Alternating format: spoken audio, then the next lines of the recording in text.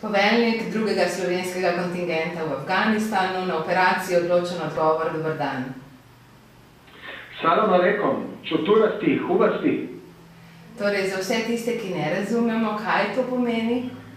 To pomeni lep dan. Že kar nekaj časa ste v Afganistanu.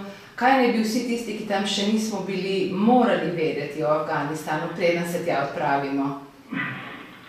Preden prideš v Afganistan, je potrebno predvsem dobro proučiti navade in pa običaje Afganistancev. Če jih upoštevaš, si hitro in pa lepo sprejet, kar je tudi osnova za naše uspešno delo. Prijateljski odnos z mentoriranjem odpira marsikatera vrata in pa tudi usta, kar pomeni prepotrebne informacije, ki jih potrebujemo sami tukaj za naše delo. Potrebna je potrpežljivost, uvod v pogovor se navadno začne z očajem in splošnimi temami. Veliko je zgodb, ki imajo neko sporočilo in pričakujejo od tebe nek odgovor, nek komentar, kar pomeni, da moraš biti skoncentriran, tudi ta del dobro poslušati. Pogovor o ženskem delu družine je nezaželjen, čeprav se pa od sami družini zelo radi pogovarjajo. Pripraviti se potrebno tudi na to, da si na omejenem prostoru, kjer se ne moreš gibati po lastnih željah, lahko si izpostavljen tudi nevarnostim. To bi bilo nekako to.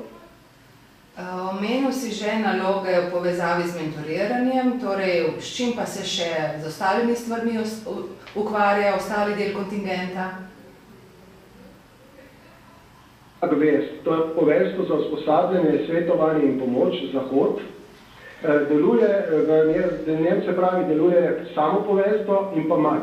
MAT je Military Advising Team, to smo vojaški svetovalci. Osnovna naloga tak vesta je usposabljanje, svetovanje in pomoč 207. korpusu afganistanske vojske. Kot zanimivost naj povem, da 207. korpus šteje 14.000 pripadnikov in sektor odgovornosti, območje odgovornosti tega korpusa je pa trikrat večje od Slovenije. Naloga se izvaja skozi MAT, militari, kot sem omenil, vojaški svetovalci, v katerem so dva pripadnika. Ostali pa so v samem poveljstvu, tam sta dva pripadnika v operativnem centru, združenem operativnem centru, potem je eden v J3 v operacije, potem je eden v protokolu in ostane še eden počasnik, ki dela v NPE-ju. Torej različna delovna mesta in najverjetneje tudi veliko zgodb. A je mogoče kaj takega, kar vam je posebej ostalo v spominu?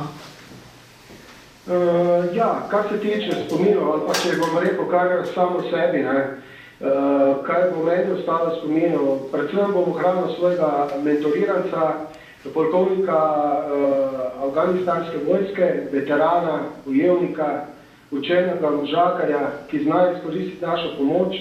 Na drugi strani pa tudi z veseljem deli svoje izkušnje. Te izkušnje izvirajo iz prakse, iz vojne, iz bojev. Zelo dobro se razumeva. Z kolegom Jernejem, svetovalcem, imava vsak svojega prevajalca, s katerimi se tudi odlično razumemo in ki sta tudi postala najina, tako bi rekel, svetovalca, kulturna svetovalca ali pa svetovalca za odnose z Afganistanci in sta nam veliko pomoč. Prvi dobri mož je mimo, nekaj jih še prihaja, najverjetneje Božič za vas ne bo tak, kot je za nas, torej v krogu družine. Kako se pripravljate na praznike?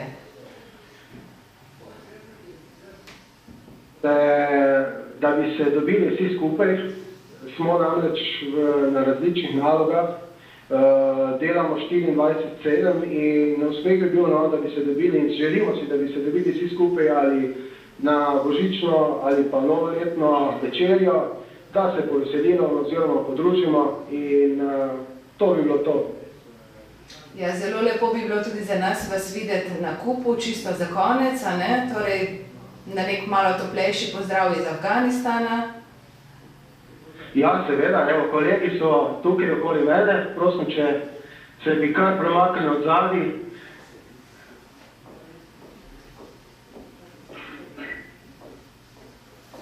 Evo, uspelo se nam je zbrati vseh 7, tukaj za mano.